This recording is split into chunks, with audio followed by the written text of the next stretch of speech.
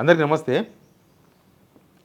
రేవంత్ రెడ్డి కేరళలో ఇచ్చిన స్పీచ్ అది చూసిన తర్వాత నాకు క్రెడిబిలిటీ అనేది అంశం నాకు గుర్తుకొచ్చింది. అంటే మనిషికి క్రెడిబిలిటీ చాలా ఇంపార్టెంట్. అంటే అబద్ధం అనేది ఒకసారి చెప్తాం. ఇప్పుడు ఒక ఆయన గురించి మనం చెప్తాం, ఆయన మంచోడు కాదంటాం అనుకో, అబద్ధం అనుకో. అది ఆయన ముందలుకున్నప్పుడు మనం ఏం ముఖం చూపిస్తాం? ఆయనకు తెలిసింది, మనం అన్న సంగతి కూడా ఆయనకు తెలిసింది. ఆయన మనకు కనిపించిండు, కలిసిండు, అవసరమైతే ముఖం మీద అడిగిండు, ఏంద్రాబాయి నేను మంచోని కాదని చెప్పినామంట. ఏం సమాధానం చెప్తాం? ఇంకొకసారి నువ్వు మళ్ళీ ఏదని చెప్తే నమ్ముతారా? అదే క్రెడిబిలిటీ. రేవంత్ రెడ్డి కేరళలో మేనిఫెస్టో రిలీజ్ చేసిండు. కేరళ ఎలక్షన్ మేనిఫెస్టో రిలీజ్ చేసి ఆడ మాట్లాడిన మాటలు తెలంగాణ ప్రజలను అవమానించే విధంగా ఉన్నాయి. అంటే తెలంగాణ ప్రజలను మేము మోసం చేసినాం అని ఆయన అంగీకరించినట్టుగా ఉన్నాయి. ఎట్లా అంటే కాంగ్రెస్ గ్యారెంటీలు 100% సక్సెస్. తెలంగాణలో కాంగ్రెస్ గ్యారెంటీలు 100% సక్సెస్ అయినాయంట. కావాలంటే తెలంగాణ వచ్చి చూడండి. ఏముందో చూడడానికి. అంటే ఇప్పుడు ఎవరు గొర్రెలు? తెలంగాణ ప్రజలు గొర్రెలా? మీరు అయినాయి అంటే కేరళలో ఉన్నారు, వాళ్ళు ఎవరు రారు, ఇక్కడికి వచ్చి చూడరు అనా? సరే, ఇట్లా ఆనుమత్యాలు చాలా ఉన్నాయి. అందుకే ఒక మనిషికి రాజకీయ నాయకుడైనా, మనిషి అయినా, ముఖ్యమంత్రి అయినా, మంత్రి అయినా, సామాన్యుడికైనా క్రెడిబిలిటీ చాలా ఇంపార్టెంట్. నమ్మకం. ఒక మాట మాట్లాడితే నమ్మకం, అబ్బాయి మాట్లాడిందంటే నమ్మకం. కానీ అసలు క్రెడిబిలిటీని ఇట్లా తీసి పక్కన పడేస్తున్నారు. ముఖ్యమంత్రి ప్లేస్లో ఉన్న రేవంత్ రెడ్డి. మాట్లాడదాం. ముందు సబ్స్క్రైబ్ చేయండి, షేర్ కూడా చేయండి. సరే, ఆయన కాంగ్రెస్ లీడర్, ఇప్పుడున్న కాంగ్రెస్లోనే ఉన్నాడు, కాంగ్రెస్ ముఖ్యమంత్రి. ఆయన స్టార్ క్యాంపెయినర్. కేరళలో పోవచ్చు, ప్రచారం చేసుకోవచ్చు, రావచ్చు, మేనిఫెస్టో విడుదల చేయొచ్చు. అది ఆయన ఇష్టం, వాళ్ళ ఇష్టం. మేనిఫెస్టో రిలీజ్ చేసిండు. మేనిఫెస్టో రిలీజ్ చేసి ఆడ కూడా 5 గ్యారెంటీలు ఇచ్చారు. చెప్పిన మీకు 5 గ్యారెంటీలు. మనకు 6 ఇచ్చారు కదా, కర్ణాటకలో 5 ఇచ్చారు కదా, కేరళలో 5 గ్యారెంటీలు ఇచ్చారు. ఆ 5 గ్యారెంటీల్లో ఫ్రీ బస్సు, ప్రతి మహిళకు 1000 రూపాయలు నెలకు. మన దగ్గర స్కూటీలు ఇచ్చినట్టే వాళ్ళకు 1000 రూపాయలు. తర్వాత స్టూడెంట్స్కు వాళ్ళకు 1000 రూపాయలు. ఇక మనకు ఆరోగ్యశ్రీ లాగా ఆడ 25 లక్షలు ఆరోగ్యశ్రీ. తర్వాత బిజినెస్ పెట్టుకోనికే యువతకంట ఒక్కొక్కరికి 5 లక్షల రూపాయలు బిజినెస్ పెట్టుకోనికే. అదొక గ్యారెంటీ. ఇంకో గ్యారెంటీ ఏమో పెన్షన్స్ 2000 రూపాయలు ఇస్తున్నారు కదా, 3000 రూపాయలు. సరే, గ్యారెంటీస్ ఇచ్చారు. నమ్ముతారా నమ్మరా అంటే ఇక తెలుసు కదా, ఆల్రెడీ తిరుగుతున్నారు. ఇల్లు గ్యారెంటీ కార్డు పట్టుకొని తిరుగుతున్నారు, ఇల్లు పంచుతున్నారు. సేమ్ తెలంగాణ పంచినట్టే ఆడ పంచుతున్నారు.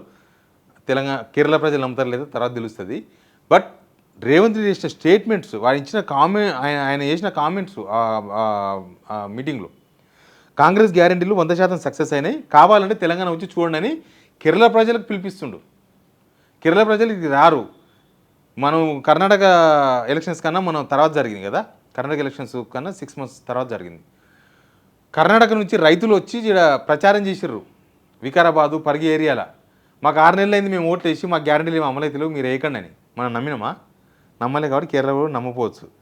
తర్వాత అవినీతి కుటుంబ పాలనలో కేసీఆర్, విజయన్ కుటుంబాలు ఒకే తాను ముక్కలు. ఆడవై కూడా కేసీఆర్ గురించే మాట్లాడుతుంది. కేరళలో కేసీఆర్ అభిమానులు ఉన్నారు ఏమన్నాడా? లేదా కేసీఆర్ అవినీతి గురించి దేశమంతా మాట్లాడుకుంటున్నారా? లేదా కేసీఆర్ అవినీతి చేసిందని నేను డిసైడ్ చేసేసిండా? అంటే ఎలక్షన్స్ వచ్చినప్పుడు మాట్లాడానికే ఇవి.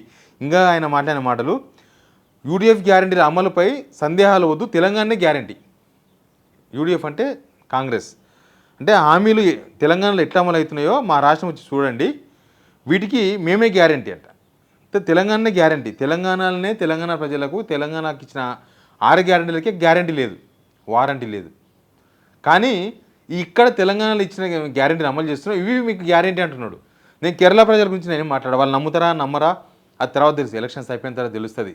ఎవరైనా తెలంగాణతో టచ్లో ఉన్న వాళ్ళు ఉంటే వాళ్ళు నమ్మరు, లేకపోతే మనం కూడా మన కర్ణాటకలో నమ్మినట్లే నమ్మితే, కర్ణాటకలో ఇప్పటికీ గ్యారెంటీ అమలు చేయలేదు, మనం అప్పుడే నమ్మినాం 6 నెలలకే. కాబట్టి వాళ్ళు నమ్మితే అక్కడ వాళ్ళు కూడా కాంగ్రెస్ కోటేస్తారు, వేరే విషయం. కానీ ఇక్కడ రేవంత్ రెడ్డి ఎవరిని బఫూన్లు చేయదలుచుకున్నాడు అనేది ఇంపార్టెంట్ పాయింట్. ఇక్కడ ఇప్పుడు ఆయన కేరళలో మాట్లాడితే తెలంగాణ ప్రజలకు తెలియదా? తెలుస్తాయి కదా, మనకు తెలిసింది కదా. ఇప్పుడు తెలుగు పేపర్లు రాసినాయి కదా వార్తలు. మరి మనం ఏమనుకోవాలి? అంటే వీళ్ళు గ్యారెంటీ ఇస్తున్నారు కానీ మనమే తీసుకుంటలేమా? లేకపోతే ఇక్కడ ప్రజలు ఏం చెప్పినా నమ్ముతారు, మర్చిపోతారానా? అంటే ఒక అబద్ధం, ఒక క్రెడిబిలిటీ, మనిషికి క్రెడిబిలిటీ పోగొట్టుకోనికి ఎక్కువ రోజులు పట్టదు. ఒక మాట చాలు. అంటే రాజకీయ నాయకులకు సరిపోదా ఒక మాట? ఒక ముఖ్యమంత్రి ప్లేస్లో ఉన్న రేవంత్ రెడ్డి క్రెడిబిలిటీ లేని మాట ఇది.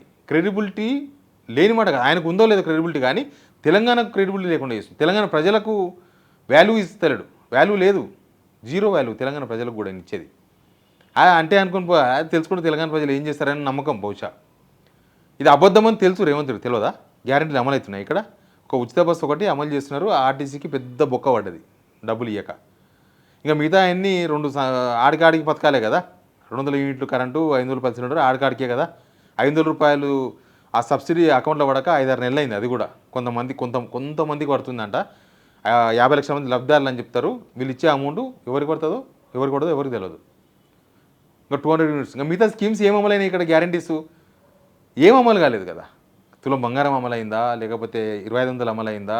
ఫీజు రియంబర్స్మెంట్ 5 లక్షల రూపాయల కార్డు ఇస్తామన్నారు, అదే అమలైందా? ఏది అమలు కాలేదు. కానీ గ్యారంటీస్ అమలైనాయి, వచ్చి తెలంగాణలో వచ్చి చూసుకోమని నమ్మకం, వాళ్ళకు అక్కడ నమ్మకం కలిగేటట్టు మాట్లాడుతున్నాడు. అక్కడ ఇంగ్లీష్ మాట్లాడతారు కదా, ఆ స్పీచ్ కూడా చూడండి ఒకసారి. పేపర్ మర్చిపోయిండు పాపం, పరిశాన్ అయ్యిండు. So we will create green textile hubs. We will be skilling our youth, especially women workforce. So they Kerala ప్రజలను తప్పుదో పట్టిస్తుండు, మనను పిచ్చోళ్ళని చేస్తుండు. మన ఇక్కడ స్కీమ్స్ అమలు చేస్తున్నట్టు చెప్తుండే ఆయన. అంటే మనం ఏమనుకోవాలి, మనం నమ్మాలన్నా రేవంత్ రెడ్డిని? ఇంకా నేను ఇందాక చెప్పినా కదా స్టోరీ. మనం ఒక ఆయన తిరిగితే అది ఆ విషయం ఆయనకు తెలిసింది అనుకో, ఒక ఆయన ముందర ఇంకోటి తోలు చెప్పినాం, ఆయనకు తెలిసింది మనం ఆయన గురించి వీళ్ళతో బ్యాడ్గా మాట్లాడినామని. ఆయన ముందర మన ముఖం చెల్తుందా? ఆయన అడుగుతాడు కదా. ఇప్పుడు తెలంగాణ ప్రజలు ఆ ప్లేస్లో ఉన్నది, మనకు అమలైనాయని వాళ్ళకి చెప్తున్నాడు. అంటే మనం ఇక్కడ ఎట్లా ఏం ఫీల్ కావాలి మనం?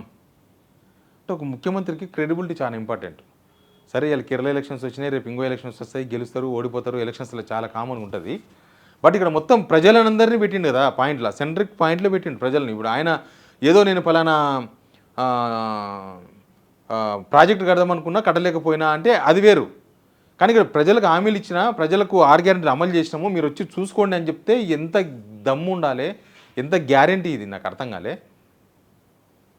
చెయ్యండి, చేసిండ్రు, నిజంగానే పిలిచిండ్రు, చూపిస్తున్నారంటే గ్రేట్. కానీ చెయ్యండి, వచ్చి చూసుకోండి అంటే కేరళ వాళ్ళు ఎవరు రారు, చూడరు, అయ్యేది లేదు, అంతే. ఆయన ఇంత నమ్మకంగా వలుకుతున్నాడు కాబట్టి అంటారు కదా, నా తలగా తాకట్టు పెడతా, లేకపోతే గ్యారంటీ, నేను చెప్పినట్టే గ్యారంటీ. ఈయన మాటకు నో గ్యారంటీ లేదు కదా దీనికి.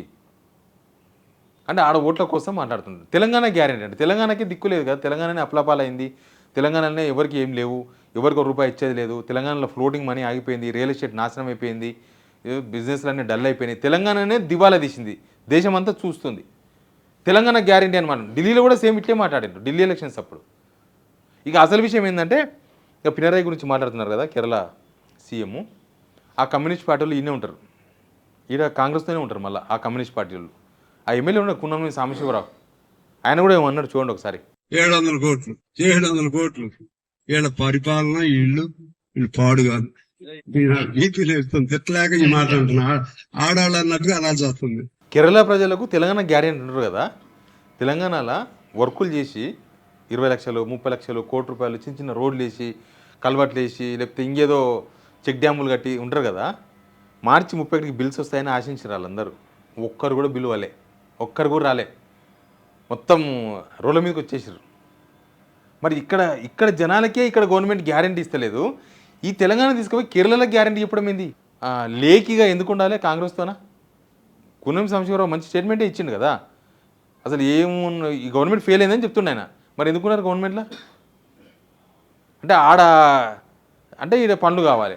కమ్యూనిస్ట్ పార్టీ ఏమన్నా కానీ, కమ్యూనిస్ట్ పార్టీ ఓడిపోని గెలవ మాకు సంబంధం లేదు, మేము ఇక్కడ ఉండి పనులు చేసుకోవాలి, ఏమని చెప్తున్నా. కమ్యూనిస్ట్ భావాలు అవే ఇప్పుడున్న కాలానికి. ఇక 6 గ్యారెంటీల మొన్నటిదాకా మన అసెంబ్లీలో అదే కదా పెద్ద రచ్చ అయింది, దెంకపోయింది గవర్నమెంట్. 6 గ్యారెంటీల పైన మీరు పెట్టిన సంతకం ఫైల్ ఎక్కడుందని అడిగితే పారిపోయిన వీళ్ళు లేరు. ఆ ఫైల్ ఏడుందో ఇప్పటిదాకా చెప్పలే. అంటే మరీ అంత తెలంగాణ ప్రజలు అంత లైట్ తీసుకున్నారు. ఇంకా ఎలక్షన్స్లో గెలిచినాం, ముఖ్యమంత్రి అయినాం, మంత్రులైనాం, అనుభవిస్తున్నాం, మళ్ళీ ఎలక్షన్స్ అప్పుడు మళ్ళీ అబద్ధాలు చెప్పొచ్చు. మన కన్న ముందర మనకు అయిందని అబద్ధం చెప్తుండవు. అబ్బాయి చాలా ఎంత దారుణమైన మోసం చెప్పేది. మన కళ్ళ ముందర చెప్తుండు, మనకి ఇచ్చేసిన ఆయన మనకి ఇవ్వకుండా, ఇచ్చి చెప్పినా అందం ఉంటుండే. అది ఇంకా ఏం చెప్పాలి, క్రెడిబిలిటీ గురించి మాట్లాడితే క్రెడిబిలిటీ సిగ్గుపడుతుంది, అట్లా అయిపోయింది లాస్ట్కి. అంటే మనిషి మాటకు మనిషి చేతలకు క్రెడిబిలిటీ అవసరం లేదు, మాటలే కావాలన్నా జనాలకు క్రెడిబిలిటీ అవసరం లేదా? క్రెడిబిలిటీ అనేది రాజకీయ నాయకులకు ఉండాలన్నా వద్దా? కింద కామెంట్ బాక్స్లో చెప్పండి. Please subscribe.